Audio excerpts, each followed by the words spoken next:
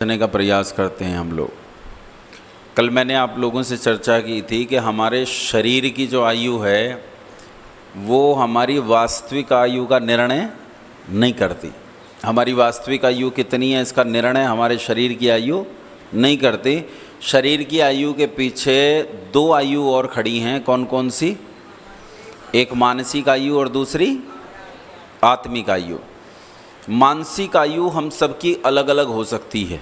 जैसे शारीरिक आयु अलग होती है वैसे ही हमारी मानसिक आयु भी अलग अलग हो सकती है। लेकिन हमारी जो तीसरी आयु है आत्मिक आयु, वो आत्मिक आयु हम सबकी समान है। जीवात्मा अनादि है, अजर है, अमर है, अजन्मा है। इसलिए ऐसा कभी था ही नहीं कि कभी किसी का जन्म हुआ या वो शुरू हुआ वहाँ से उसका आदि है, वो हमेशा से है। इसलिए एक वृद्ध व्यक्ति जिनकी आयु 100 वर्ष है और एक 4 महीने का बच्चा, इन दोनों के जीवात्मा की आयु एक है, अलग अलग नहीं। मानसिक आयु अलग हो सकती है, का बौद्धिक स्तर अलग है, दूसरे का बौद्धिक स्तर अलग है, तीसरे का बौद्धिक स्तर अलग है। बौद्धिक स्तरों के आधार पर हम अपनी आयु को अलग अलग कर सकते हैं। अब ये जो आत्मा है ये और परमात्मा, रात मैंने जब मैंने चर्चा की ईश्वर के बारे में तो वहाँ आपको एक चीज़ बताई थी कि ईश्वर एक है। तो ईश्वर के संबंध में एक संसार में भ्रांति है, उस भ्रांति को थोड़ा सा समझ लेते हैं, फिर आगे की बात समझ में आएगी। संसार में एक बहुत बड़ी फिलॉसफी, असल में दर्शन केवल भारत में है, भारत के बाहर कहीं दर्शन नहीं है। भारत के बाहर केवल 2 आयुओं तक का विचार है, एक शारीरिक आयु और दूसरी मानसिक आयु। इससे आगे का विचार वहाँ है ही नहीं। और जहाँ आत्मा के संबंध का विचार ही नहीं है, जहाँ आत्मा होता ही नहीं है, वहाँ दार्शनिकता का प्रश्न नहीं उठता, वहाँ दार्शनिकता है ही नहीं। जहाँ मृत्यु के बाद पुनर्जन्म नहीं है, वो लोग आत्मा को अगर मानते भी हों तो कथन मात्र के लिए मानते हैं, वास्तव में नहीं मानते। ईसाई, यहूदी, मुसलमान तीनों पुनर्जन्म को नहीं मानते। तीनों मानते हैं कि एक बार मरे तो मरे। आजकल तुम लोग भी कहने लगे हो, क्योंकि टीवी ने और फिल्मों ने तुम्हारे भीतर ये बात पहुंचाई है कि बस यही एक जन्म है, यही एक जीवन है। कहते ना एक जीवन है, एक जीवन, एक जीवन नहीं है। वो कल गीत गा रहे थे ना कि कितनी बार पैदा हुए, कितनी बार मरे हैं, मौत हमारा पीछा करे है। मौत हमारा पीछा करते, मृत्यु हमारा पीछा करे। हम तो बार बार मर रहे हैं, बार बार जन्म दें। गीता में श्री कृष्ण महाराज कहते हैं अर्जुन से, कहते हैं जातस्य ही ध्रुवम मृत्यु, जिसका जन्म हुआ है उसकी मृत्यु निश्चित है। और कहते हैं ध्रुवम जन्म मृतस्य च, और जो मरा है उसका जन्म निश्चित है। जो जन्मा था उसकी मृत्यु निश्चित, और जो मरा है उसका जन्म निश्चित है। इसीलिए ये जो पुनरागमन का सिद्धांत है, इस पुनरागमन के सिद्धांत पर ही फिलॉसफी खड़ी होती है, दर्शन खड़ा होता है। ये जो फिलॉसफी है, ये जो दर्शन है, तो भारत में कई प्रकार का दर्शन चलता है। द्वैत है, अद्वैत है, विशिष्टाद्वैत है, त्रैत है, ये कई प्रकार के वाद चलते हैं। इनमें एक वाद जो आदिगुरु शंकराचार्य के आगमन के बाद, देखो यहाँ एक बात समझ लेना, मैं आदिगुरु शंकराचार्य के अद्वैत मत के विरोध में बोल रहा हूँ। इसका मतलब मैं आदिगुरु शंकराचार्य के विरोध में नहीं बोल रहा हूँ। मैं आदिगुरु शंकराचार्य का सर से लेकर पांव तक अपने शरीर और मन से सम्मान करता हूँ। वो सम्मान के लायक थे, उन्होंने अद्भुत काम किया अपने जीवन में, इसमें कोई शक नहीं है। मतभेद हो सकता है कि किसी फिलॉसफी में मेरा दर्शन में उनसे विचार नहीं मिलता, ये संभव है। हो सकता है कल विचार मिल जाए, हो सकता है आज विचार नहीं मिलता, कल विचार मिल जाए, ये अलग विषय है। मैं आदिगुरु शंकराचार्य का भरपूर सम्मान करता हूँ, लेकिन आदिगुरु शंकराचार्य ने उस काल में फैल रही परिस्थितियों को परास्त करने के लिए एक सिद्धांत बनाया, और उन्होंने कहा ब्रह्म सत्यम जगन मिथ्या। उन्होंने कहा ये जो सारा संसार है ना, ये सारा संसार मिथ्या है, और सत्य क्या है? केवल ब्रह्म जो है वही सत्य है। मतलब अपन जितने लोग यहाँ बैठे हैं सब झूठ हैं, केवल आचार्य ब्रह्म जी जो हैं वो सच हैं, बाकी सब झूठ हैं। नहीं, ऐसा नहीं है, पर आचार्य ब्रह्मदत्त जी के नाम में जो ब्रह्म शब्द आता है वो ब्रह्म ईश्वर के लिए है। और वो कहते हैं संसार में जो कुछ देखते हो वो ईश्वर ही है। मैं भी ईश्वर हूँ, तुम भी ईश्वर हो, ये कैमरा भी ईश्वर है, ये माइक भी ईश्वर है, ये डेस्क भी ईश्वर, ये लोटा ईश्वर, ये पुस्तक ईश्वर, ये वाद्य यंत्र ईश्वर। वो कहते सब कुछ ईश्वर ही ईश्वर है, ईश्वर के अलावा संसार में कुछ भी नहीं है। तो ये उस समय फैल रहे मिथ्या मत, बोध मत को परास्त करने के लिए आदि गुरु शंकराचार्य ने शायद कोई तकनीक इस्तेमाल करी, और ऐसी उम्मीद की जाती है कि ये उनका वास्तविक मत नहीं था। वास्तविक मत क्या है कि जीव और परमात्मा दो अलग अलग चेतनाएं हैं। उनका एक प्रश्न उठता है अद्वैतवादियों का, जो शंकराचार्य के फॉलोवर्स हैं, वो कहते हैं भला चेतना में भिन्नता कैसे हो सकती है, चेतना तो एक ही है, चेतना तो एक ही है। जैसे बिजली है, बिजली में भिन्नता कैसे हो सकती है, बिजली तो सब एक ही है।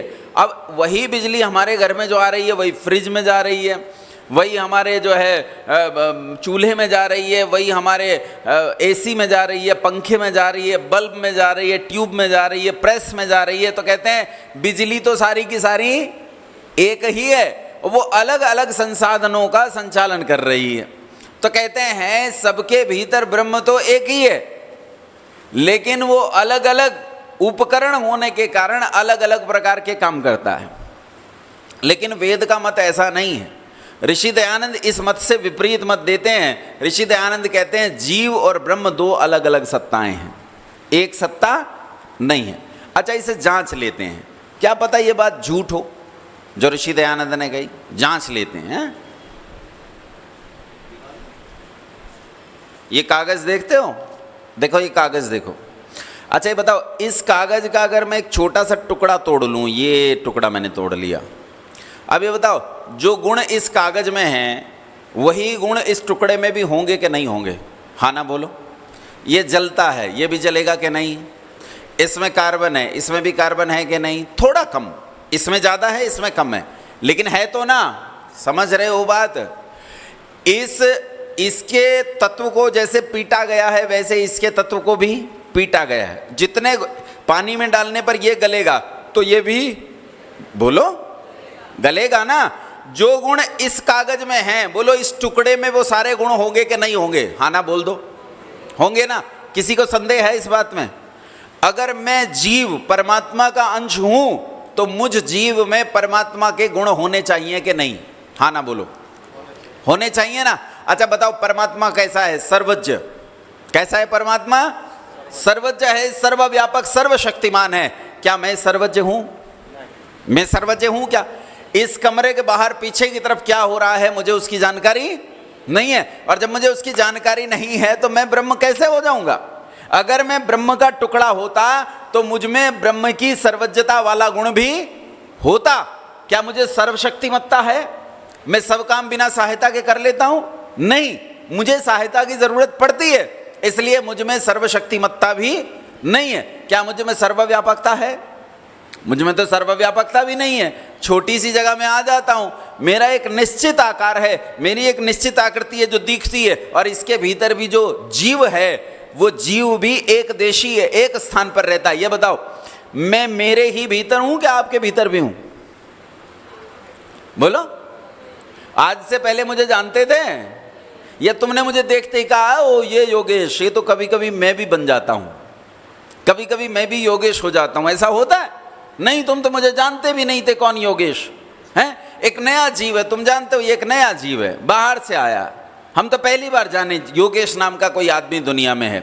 इसका मतलब यह है कि जीव और परमात्मा दोनों की सत्ता अलग अलग है, दोनों की सत्ता एक जैसी नहीं है, दोनों की सत्ता एक नहीं है। बात समझ में आ गई? तीसरी चीज जो इस फिलॉसफी में, जो त्रैतवाद की फिलॉसफी में, ऋषि दयानंद की फिलॉसफी में, या हम कहें ऋषि दयानंद के अनुसार वेद की फिलॉसफी में जो है, वो तीसरी चीज है प्रकृति। तीसरी चीज क्या है? प्रकृति है। ये प्रकृति क्या है? प्रकृति जड़ है। प्रकृति क्या है? धरती कैसी है? जड़ है। वायु जड़ है, जल जड़ है, आकाश जड़ है, और इनसे बने प्रकृति के सारे संसाधन, ये सब संसाधन जड़ हैं। चेतना दो हैं, एक परमात्मा और एक जीवात्मा। अब सुनो ये क्या क्या है। परमात्मा लक्ष्य है।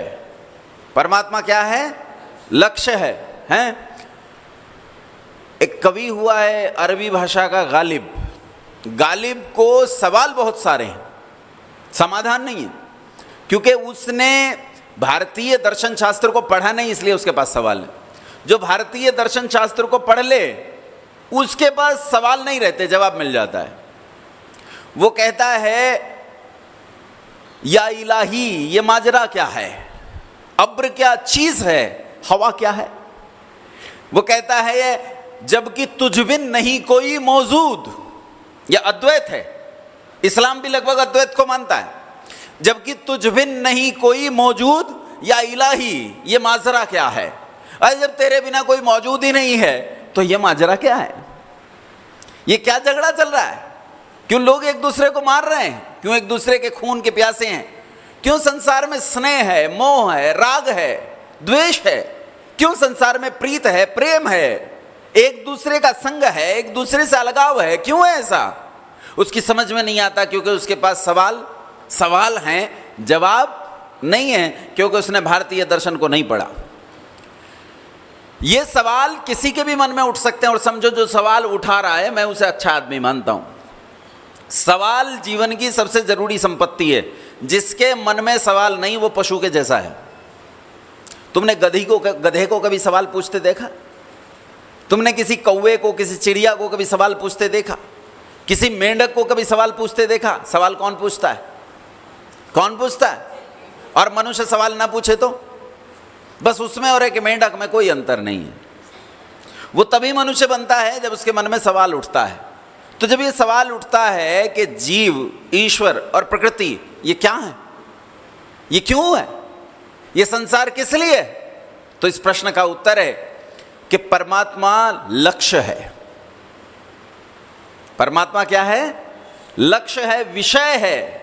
परमात्मा विषय है और विषयी है जीव, जो उस विषय को प्राप्त करना चाहता है।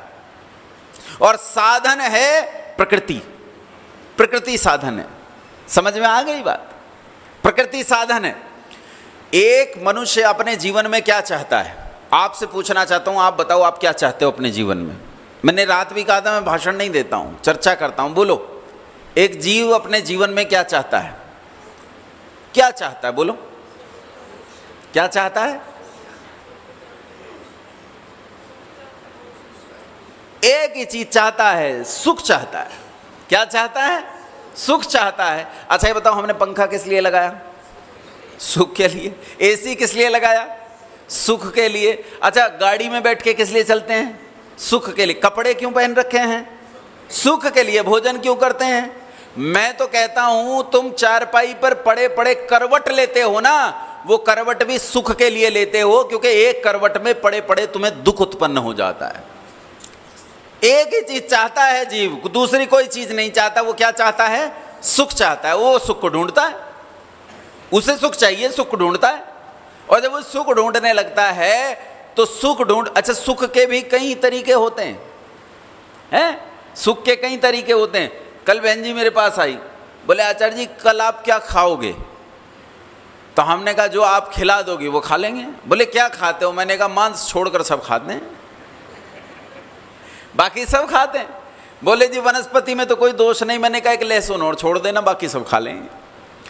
तो अब वो सोच रही हैं कि आचार्य जी आएंगे, कैलाश जी आएंगे, ये आएंगे, वो आएंगे, 5-6 लोग आएंगे, इन्हें क्या खिलाऊं? और जब वो बनाएंगी और खिलाएंगी तो उन्हें खिलाकर सुख होगा, उन्हें हमें खाकर सुख होगा, और उन्हें, लेकिन उनके माता पिता भी होंगे वहां जो बूढ़े हैं, जिन्होंने ना भोजन बनाया है, ना खिलाया है, ना खाया है।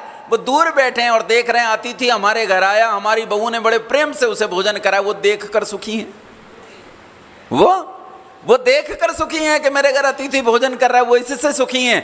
सुख संसार में बहुत प्रकार के हैं। लोग इन सुखों को ढूंढना चाहते हैं और ढूंढते हैं और सुखों के पीछे दौड़ते हैं। अच्छा बताओ, सुखों के पीछे दौड़ते दौड़ते कहां चले जाते हैं? यहां से दौड़े, राजपुरा से दौड़े किसी बड़े शहर में, वहां से दौड़े दिल्ली, दिल्ली से दौड़े अमेरिका, अब कहाँ जाएगा? फिर चांद पर, फिर कहीं और, कहाँ ये भाग रहा है। लेकिन जानते हो सुख नहीं है, सुख नहीं है। वो जिस सुख को प्राप्त करना चाहता है वो सुख खत्म हो जाता है। संसार के सारे दुख, संसार की सारे सुख, संसार की सारी वस्तुएं सब मरण धर्मा हैं, परिवर्तनशील हैं, परिवर्तनशील है सब कुछ। अच्छा, अपने 40 साल पहले का, जिनकी उम्र 40 साल है, 40 साल पहले का शहर याद करो और आज का शहर देखो, बोलो कितना बदल गया। तुम कहोगे जी बिल्कुल बदल गया, जहां बैठे हो यहां तो जंगल ही जंगल था, यहां तो कुछ नहीं था, बस्ती और आबादी केवल वहां तक थी, यहां तक तो कुछ था ही नहीं, कुछ नहीं। अच्छा, 40 साल पहले का शरीर याद करो। आज घर जाना, आईने में खड़े होकर खुद को देखना और याद करना अपनी 18 साल की उम्र को, और फिर तुम कहोगे अरे बाप रे मैं कितना कुरूप हो गया हूं, ये पेट लटक गया, टायर पड़ गए हैं, मेरे तो गाल ऐसे हो रहे हैं जैसा पेट भी नहीं था, ऐसी हालत मेरी हो गई। जाड़ में दर्द रहता है, घुटने में दर्द रहता है, चल नहीं पाता हूं। 18 साल की उम्र में तो लगता था कि धरती यहां रखूं कि वहां रखूं, तब तो ये था। अब स्थिति बिल्कुल बदल गई है। संसार में हम देखते हैं जिन चीजों में सुख है, सुख पाने का प्रयास करते हो, लेकिन सुख उनमें, रसगुल्ला मीठा है, बहुत सुख होता है। और रात में नीरज ने मुझसे पूछा, आपके जो सेवक हैं उन्होंने मुझसे पूछा कि आचार्य जी दूध में मीठा कितना डाल दें। मैंने कहा भाई मैं तो मुजफ्फरनगर से आया हूं, जितना तेरे बस का हो उतना डाल दे। मीठा बहुत खाते हैं, अब इस मीठे में बहुत सुख है, मीठा खाते हैं, मीठे में रसगुल्ला मीठा है, उसमें सुख है। अब कोई रसगुल्ला लेकर आया, हमने रसगुल्ला खाया, सुख आया, लेकिन सुख कितनी देर रहा? जितनी देर वो जीभ पर मुंह में रहा, फिर वो कहां चला गया? पेट में, और सुख गया। अब अगर फिर सुख चाहिए तो क्या करना पड़ेगा? एक और रसगुल्ला खाना पड़ेगा, वो भी गया। अब फिर सुख चाहिए तो क्या करना पड़ेगा? एक और रसगुल्ला खाना पड़ेगा। लेकिन आप ध्यान से देखो, रसगुल्ला दर रसगुल्ला दर रसगुल्ला सुख घट रहा है, 20वें रसगुल्ले में वो सुख नहीं है जो सुख, बोलो हाँ के ना, ऐसा है कि नहीं है? और एक समय तो ऐसा आएगा, लोग रसगुल्ला लेकर आपकी ओर आएंगे और आप डंडा लेकर उसके पीछे भागोगे, बोले मेरे सामने से हटा दे, इसे देखकर मुझे वमन आ रहा है, उल्टी आ रही है, मैं इस रसगुल्ले को देखना नहीं चाहता। अर्थात संसार के जिन साधनों में सुख है उन्हीं में क्या बन जाता है? दुख बन जाता है। बहू आती है घर में, नया नया ब्याह हुआ आपके लड़के का, बहू आई घर में, अरे चांद सी बहू, क्या कपड़े पहनती है, क्या सुंदर, क्या छमछम घर में घूमती है। 1 साल बाद जाओ, 1 साल बाद पहुंचो उसी घर में, बोले जी वो जो चांद सी बहू थी, बोले चांद नहीं वो ज्वालामुखी है, तू नहीं जानती है उसे, वो तो बहुत खतरनाक सामान हम ले आए हैं। अच्छा, जब बहू आई तो बहू वापस गई अपने घर, 1 हफ्ते के बाद जाकर कहती है माँ मेरी सास तो इतनी अच्छी है, तू भी इतनी अच्छी नहीं है, इतना लाड़ इतना स्नेह करती है, मुझे तो ऐसी सास भगवान हर जन्म में माँ के रूप में दे, इतनी अच्छी सास है। 1 साल बाद पूछो, 1 साल बाद पूछो तेरी सास, बोले भैया जब तक ये सास है तब तक सांस नहीं है, जिस दिन ये सांस नहीं रहेगी उस दिन सांस आएगी। संसार की सारी चीजों में दुख है। अच्छा देखो तो, दबे पांव दुख खड़ा है हर सुख के पीछे। मां से अच्छा सुख हो सकता है संसार में? जब आप गलती करके सारी दुनिया का सर फोड़ के घर आते हो, लड़कर आते हो, ये मैं भुक्तभोगी हूं तब बता रहा हूं, तो जब घर आते हो ना, जब सारा संसार आपको गलत कहता है, आपको भी पता है आपने गलती की है और आप जानते हो सच यही है कि तूने गलती है, तब भी आपकी मां सारे संसार को झूठा बतला के कहती है मेरा लड़का सही कह रहा है, इसने कोई गलती नहीं की, तब भी वो उसका पक्ष लेती है। वो एक कहानी है श्री कृष्ण के संबंध में कि श्री कृष्ण मक्खन खा लिए किसी का, झूठी बात है, जिसके घर में लाखों गुम्मे हो वो मक्खन क्यों खाएगा? लेकिन इसे यूं समझो कि माँ और पुत्र का संबंध समझो कि वो किसी का मक्खन खा आया है, खा लेता है छोटा बच्चा, किसी का मक्खन खा लिया, तो वो पीछे पीछे आ गई, दूसरी वाली पड़ोस वाली माता पीछे पीछे आ गई, 3-4, बोले तेरे लड़के ने हमारे घर से मक्खन की चोरी की है। अब लड़का कहता है ना माँ मैंने मक्खन नहीं खाया। बोले मटकी कैसे फूटी? बोले लड़कों ने फोड़ी। तो बोले अच्छा चल मटकी फूट गई और लड़कों ने फोड़ी है तो ये सब तेरे मुंह पे मक्खन क्यों लगा है? तो कहता ग्वाल बाल सब बैर पड़ो हैं बरबस मुख लपटायो। ये जो लड़के हैं ये सब मेरे बैरी हैं, इन्होंने जबरदस्ती मेरे मुख पर मक्खन लगा दिया, मैं मक्खन खाना नहीं चाहता था। और माँ क्या कहती है, अब तक तो डंडा लिए खड़ी थी, क्यों खाया मक्खन? लेकिन झड़के ने जैसे ही कहा कि ग्वाल बाल सब बैर पड़ो हैं, तुमसे कहती है देखो जी ये तो सच कह रहा है, मेरे इस मोहल्ले में एक भी लड़का ऐसा नहीं जो मेरे लड़के के खिलाफ ना हो। तुम सबने अपने लड़कों को मेरे लड़के के खिलाफ कर रखा है, इसकी गलती नहीं है, इसके मुंह पर लगा दिया होगा। भले इसे मक्खन की क्या जरूरत है, इसके घर में मक्खन बहुत है, ये किसी का मक्खन खाने क्यों जाएगा? माँ कितना सुख है, माँ जैसा सुख कुछ नहीं। आप थक कर आओ और माँ एक बार आपके शरीर को छू दे, थकान गई, है ही नहीं थकान। आपको चोट लगी, आपको लग रहा है कि आप मर जाओगे, लेकिन माँ आई तो आपको लग रहा है आप बच जाओगे। झगड़ा हो गया है, रक्षा आपकी पिता कर सकता है क्योंकि पिता बलवान है, उसके शरीर में बल है, हाथ में डंडा है, लेकिन आपके मुंह से क्या निकलता है? बाप के माँ क्या निकलता है? माँ। माँ रक्षा करने की हालत में नहीं, कमजोर है, कोमल है, लेकिन मुंह से माँ निकलता है। लेकिन इस माँ में भी सुख नहीं है, इसके पीछे भी दबे पांव दुख खड़ा है। माँ भी एक दिन मर जाती है, माँ भी एक दिन, और जब माँ मर जाती है तो ये बताओ उसे याद करके सुखी होते हो, दुखी होते हो? दुखी होते हो। मेरी माँ मेरे बचपन में मर गई, ज़्यादा उम्र नहीं थी मेरी, छुटपन में मेरी माँ मर गई। मेरी माँ बड़ा स्नेह करती थी मुझसे, बड़ी विदुषी थी, व्याकरण की, दर्शन की बहुत अच्छी विदुषी थी, लेकिन मैं 11वीं 12वीं कक्षा में था, मेरी माँ मर गई। अब माँ मरी तो अब यूं लगे कि जैसे दुनिया खत्म। अब तक जिस माँ को देखते ही मन प्रफुल्लित हो जाता था, शरीर में चेतना आ जाती थी, उमंग भर जाती थी, उसी माँ की तस्वीर जब दीवार पर देखता हूं तो फूट फूट कर रोता हूं। उसी माँ को देखने से, किसी माँ के, ये मरने के तुरंत बाद की बात कर रहा हूं, मेरी माँ मरी, ये सच में मेरे साथ घटना घटी। मेरी माँ मरी तो किसी माँ की बाहर से किसी की माँ जा रही होगी, उसकी पायल की आवाज सुनाई दे तो लगे मेरी माँ आ गई, दौड़ कर देखूं तो याद आए अरे माँ तो मर गई, माँ तो मर गई, ये मेरी माँ नहीं है, मेरी वाली तो मर गई। तब इससे भारी दुख होता है। बताओ माँ में भी दुख है, बताओ माँ में भी दुख है। संसार के किस पदार्थ में सुख है? सब में दुख ही दुख है। और जब मनुष्य ये देखता है, जीव ये देखता है कि संसार में चारों ओर दुख ही दुख है, सुख कहीं है ही नहीं, तो फिर वो ये ढूंढना चाहता है कि आखिर ऐसा सुख कहाँ है जो मरता नहीं है, ऐसा सुख कहाँ है जिसका कभी समापन नहीं होता, जो समाप्त नहीं होता। तो फिर ऐसी वस्तु ढूंढनी पड़ेगी जो कभी समाप्त नहीं होती।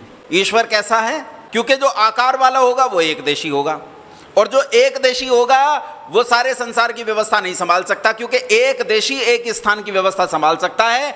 अगर वो व्यापक नहीं होगा तो वो सब जगह की व्यवस्था नहीं संभाल सकता। ईश्वर निराकार है ताकि वो सर्वव्यापक हो सके और सब जगह की व्यवस्था संभाल सके। बात समझ में आ रही है? निराकार किसे कहते हैं? निराकार उसे कहते हैं जिसके परमाणु नहीं होते। समझ रहे हो? अच्छा बताओ, इसके परमाणु हैं कि नहीं है? इसके परमाणु है ना, और इसके और मेरे शरीर के परमाणु है।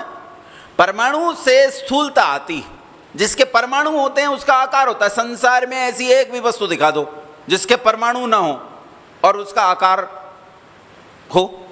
संसार में एक और वस्तु ऐसी है जिसके परमाणु नहीं होते, और जिसके परमाणु नहीं होते वो निराकार और सर्वव्यापक दोनों होता है। निराकार और सर्वव्यापक दोनों होता है, जिसके परमाणु नहीं होते। किसके परमाणु नहीं है? परमाणु नहीं है आकाश के। किसके परमाणु नहीं है? आकाश। समझते हो किसे कहते हैं? किसे कहते हैं आकाश? मेरे हाथों के बीच में देखो क्या है? क्या है? हवा है। लेकिन हवा जिस जगह में भरी हुई है उस जगह का नाम क्या है? आकाश है। आकाश व्यापक है, व्यापक है, विभू है। ऐसा ही विभू परमपिता परमात्मा है, सब जगह फैला हुआ है, कोई स्थान उससे खाली नहीं है। ये परमाणुओं से मिलकर नहीं बनता। और सुनो, परमाणुओं से मिलकर जब कोई चीज बनती है तो बनते ही उसका जन्म होता है। बनते ही उसका क्या होता है? जन्म होता है। बोलो हमारा जन्म होता है कि नहीं? हाँ ना बोलो, हैं? गर्दन हिलाओ। मेरा जन्म हुआ कि नहीं? ऐसे करो हाँ, है ना? अच्छा, इस माइक का जन्म हुआ कि नहीं, इस डेस्क का जन्म हुआ कि नहीं, पंखे का जन्म हुआ कि नहीं, आचार्य जी का जन्म हुआ कि नहीं, हुआ कि नहीं हुआ, हुआ ना। लेकिन जिसके परमाणु नहीं होते उसका जन्म नहीं होता, और जिसका जन्म नहीं होता उसे कहते हैं अजन्मा। उसे क्या कहते हैं, अजन्मा कहते हैं। और जो अजन्मा है उसकी कोई शुरुआत नहीं हुई, जिसकी शुरुआत नहीं उसे अनादि कहते हैं। उसे क्या कहते हैं। अच्छा ये बताओ किसकी मृत्यु होती है, जिसका जन्म हुआ, और जिसका जन्म ही नहीं होता उसकी मृत्यु भी। मृत्यु का मुख्य कारण जन्म है। अगर मृत्यु से छूटना चाहते हो तो किससे छूटो, जन्म से छूटो।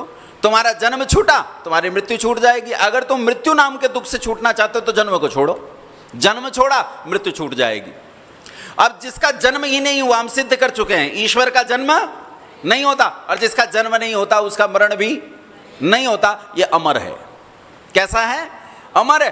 परमाणु नहीं है तो पुराना भी नहीं पड़ता, अजर है। कैसा है, अजर है, कोई अंत नहीं है, अनंत है, अनादि है, अजन्मा है, अमर है, अनंत है और अजर है। ये 5 मैंने और बता दिए। कितने हो गए, 11 हो गए। 6 कल बताए थे, बाकी धीरे धीरे बताते रहेंगे। 11 हो गए।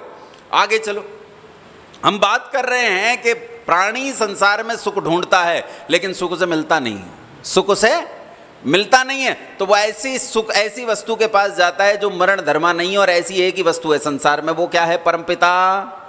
परमपिता परमात्मा ऐसी वस्तु है जो मरण धर्मा नहीं है, नाशवान नहीं है, और इसमें जो सुख है वो सुख कभी खत्म नहीं होता, वो सुख कभी खत्म नहीं होता। इसके परमाणु नहीं है, परमाणु नहीं है तो इसमें मिलावट का होना संभव नहीं है, और जिसमें मिलावट नहीं होती उसे पवित्र कहते हैं, शुद्ध कहते हैं, निर्विकार कहते हैं। 3 और हो गए, शुद्ध, पवित्र और निर्विकार। परमाणु वाली वस्तु में मिलावट का होना संभव है। दूध में क्या मिलाते हो, अच्छा मिलाते हो, खट से मान लिया। दूध में क्या मिलाते हैं लोग, पानी मिलाते हैं। जिसके परमाणु होते हैं उसमें मिलावट संभव है, बोलो हाँ के ना, बोलो मिलावट हो सकती है कि नहीं। जिसमें परमाणु है, दाल में किसकी मिलावट होती है, कंकड़ की हो जाती है कि नहीं। दूध में पानी की मिलावट, तेल में दूसरे तेलों की मिलावट, जो सस्ते तेल होते हैं वो तेल मिला दिए जाते हैं उसमें। हर चीज में मिलावट की जा सकती है जिसके परमाणु है, लेकिन परमपिता परमात्मा परमाणुओं से मिलकर बनी वस्तु नहीं है, इसलिए इसमें मिलावट करना संभव नहीं है। और जिसमें मिलावट नहीं होती उसे कहते हैं निर्विकार, शुद्ध, पवित्र। क्या कहते हैं, शुद्ध और पवित्र। और जिसमें मिलावट संभव नहीं है उसमें सुख ही सुख है, उसमें दुख नहीं है। दुख उसमें है जिसमें क्या है, बोलो मिलावट। सतकल में सिद्ध कर चुका था, चेतन मैंने सिद्ध किया था, आज आनंद सिद्ध कर दिया कि इसमें आनंद है, तो उसे कहते हैं सच्चिदानंद। क्या कहते हैं भाई, एक और जोड़ लेना, कितने हो गए, सच्चिदानंद। क्या कहते हैं उसे, बोलो, परमपिता परमात्मा को। तो फिर जब मनुष्य चाहता है कि स्थायी सुख मिले तो वो परमात्मा की ओर बढ़ता है और उस सच्चिदानंद रूप परमात्मा को प्राप्त करना चाहता है।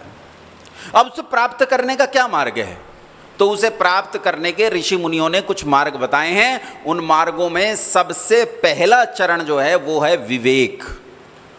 क्या है सबसे पहला चरण, विवेक। विवेक किसे कहते हैं, बुद्धि को। किसे कहते हैं, विवेक, बुद्धि को। लेकिन उपासना के संबंध में विवेक कुछ और है। उपासना के संबंध में विवेक का मतलब है कि संसार को मरण धर्मा मानता हो, जानता हो कि संसार नाशवान है। तब जब वो इस बात को हृदय से जानता है तो व्यक्ति विवेकी है, और अगर इस बात को हृदय से नहीं जानता तो व्यक्ति विवेकी नहीं है। उसका विवेक से फिर कोई लेना देना नहीं है, बेकार की बातें हैं, फिर विवेक का कोई मतलब नहीं है। विवेक यह है कि वो संसार की वास्तविकता को जानता हो। क्या हम सच में संसार की वास्तविकता को जानते हैं? अच्छा पहले ये बताओ, संसार में सब मर जाएंगे, हाँ ना बोल दो, अरे बोलो। पीछे वाले मोहल्ले में तो ट्रांसफार्मर फूका हुआ है, किसी को कुछ पता नहीं है। बोलो ये सब अमर रहने वाले हैं, बोलो मरोगे कि नहीं मरोगे? सब मरेंगे। संसार के सारे पदार्थ नाश को प्राप्त होंगे, सब संसार के नाश को पदार्थ हो जाए, ये पदार्थ सब नाश को प्राप्त हो जाएंगे ना। लेकिन इस बात को मुंह से कह रहे हैं, मन में ये बात नहीं है। मन में ये बात नहीं है। मन में तो यही बात है कि मैं नहीं मरूंगा। मन में वो राग खत्म ही नहीं होता है। मेरे बचपन में हमने एक वैद्य जी देखे, वैद्य जी थे, वैसे विद्वान आदमी थे, पंडित लक्ष्मीचंद नाम था उनका। तो वो उनकी बेटी आ गई, बेटी आ गई तो उसके साथ उसके बच्चे भी आ गए। नवासे बोलते हैं, द्योते बोलते हैं, वो द्योते आ गए। अब वो द्योता जो है ऊपर जीने पे बैठा हुआ है और नीचे पंडित जी खड़े अपने पोते को गोद में लिए हुए। पोते को गोद में लेके वो मेले में जाना चाहते हैं। द्योता थोड़ा छोटा है, अभी 2 साल का है या 1.5 साल का है, अभी घुटनों के बल चलता है। तो उसे कह रहे हैं आजा, तुझे मेले में लेके जाऊंगा, आजा बेटा आजा। बच्चा उनकी तरफ देख रहा है, बड़े आजा, खिला रहे हैं, ले ले ले ले आजा आजा आजा, ऐसे हाथ से करके बुला रहे हैं, मुंह से भी बोल के ललचा रहे हैं कि आजा। बच्चे ने परे मुंह कर लिया, ये बुला रहे थे, बच्चे ने परे मुंह कर लिया। तो बोले नालायक है, जैसों का है वैसा ही रहेगा, मैं तो इसकी शक्ल भी नहीं देखना चाहता, पता नहीं क्यों हमारे घर में आके पड़ जाते हैं। बच्चे ने अचानक फिर मुंह घुमा के नाना की तरफ देख लिया, आजा आजा मेरा बेटा आजा आजा। देखो राग कितनी जल्दी आ रहा है और कितनी जल्दी जा रहा है। अभी चला गया था, अभी उसने मुंह घुमाया तो फिर राग आ गया। अच्छा, बच्चे ने थोड़ा सा रोना सा मुंह बना के फिर परे को देख लिया, कमबख्त है, जैसा इसका बाप कमबख्त है इसी इसकी शक्ल, इनकी तो शक्ल कोई देख ले तो रोटी ना मिले, पूरा खानदान ऐसा ही है इनका। बच्चे ने अचानक पलट के फिर हंस के नाना की तरफ देख लिया, आजा आजा आजा मेले में चलेंगे। ये देखो ये क्या दशा है हमारी। अच्छा, ये उस बूढ़े व्यक्ति की दशा नहीं है, ये हम सब की दशा है। बोलो हाँ के ना, ये हम सब की दशा है।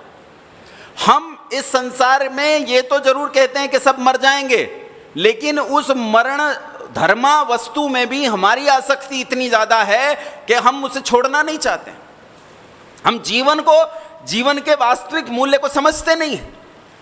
एक व्यक्ति ने, एक बड़े प्रसिद्ध व्यक्ति थे, उन्होंने एक व्यक्ति से कहा, मित्र बहुत दिन हो गए तुम्हें इस जीवन में काम करते हुए, तुम्हारे पुत्र पौत्र हो गए हैं, अब आओ चलें संसार का कुछ काम करेंगे, कुछ आत्मोन्नति का काम करेंगे। उन्होंने कहा कि मेरा एक लड़का रह रहा है, इसकी शादी हो जाए तो चलूंगा। उसकी शादी हो गई, वो फिर आए, उन्होंने कहा अब तो शादी हो गई है, अब चलो। बोले जी शादी तो हो गई है, लेकिन एक पोता हो जाता तो अच्छा रहता, फिर मैं आपके साथ चलूंगा, फिर तो मुझे कोई काम नहीं है।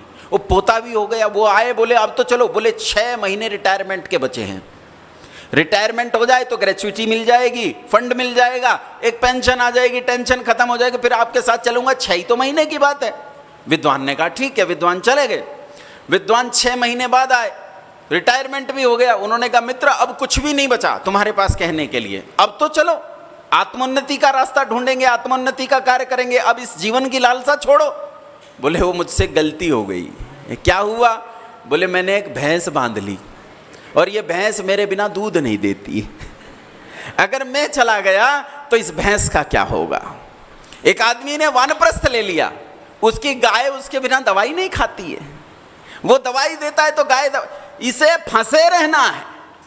ये कह रहा है कि संसार में कुछ नहीं है, संसार निसार है, लेकिन असल में ये संसार में सार समझता है और इस संसार को सारवान समझकर इसमें जीवित रहता है।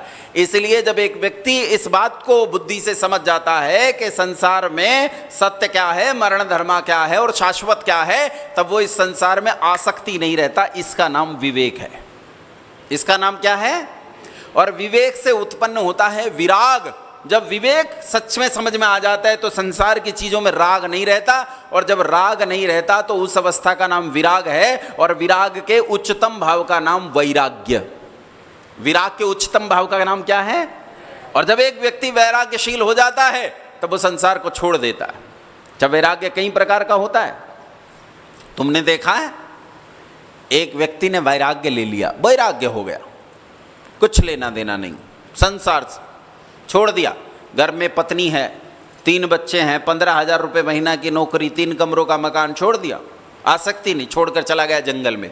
लाल कपड़े ले लिए, लाल कपड़े लेकर वहाँ रहने लगा, एक कुटिया बना ली, कुछ फूल पत्ती लगा लिए।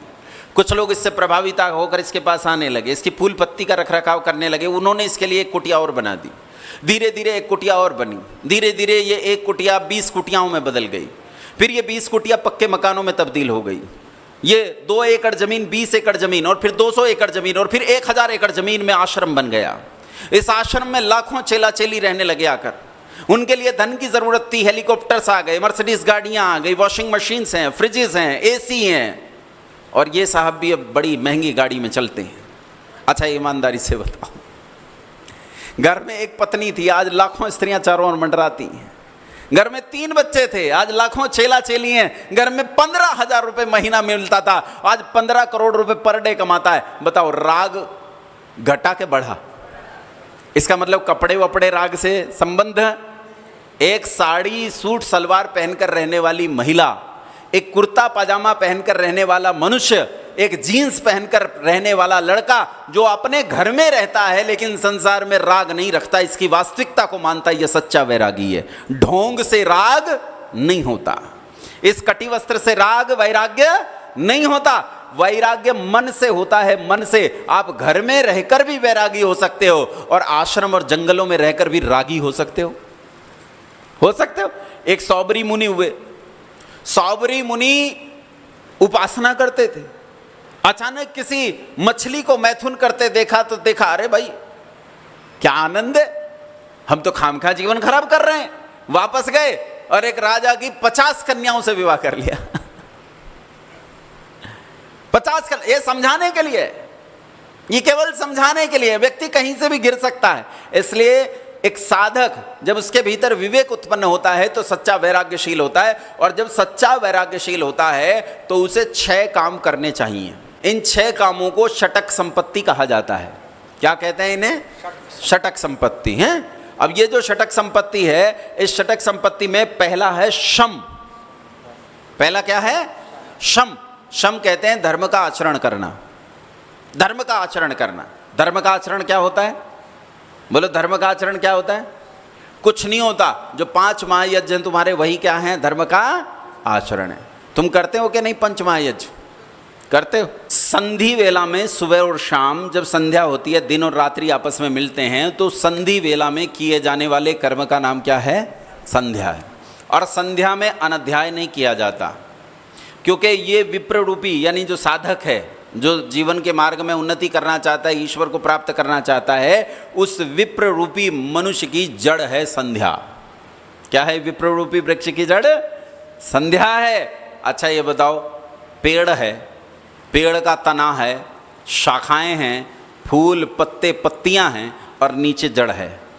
अगर फूल पत्ते पत्तियां तोड़ दूं तो पेड़ मर जाएगा? बोलो। शाखाएं काट दूं तो पेड़ मर जाएगा, तना काट दूं तो पेड़ मर जाएगा, लेकिन अगर जड़ काट दूं तो क्या होगा?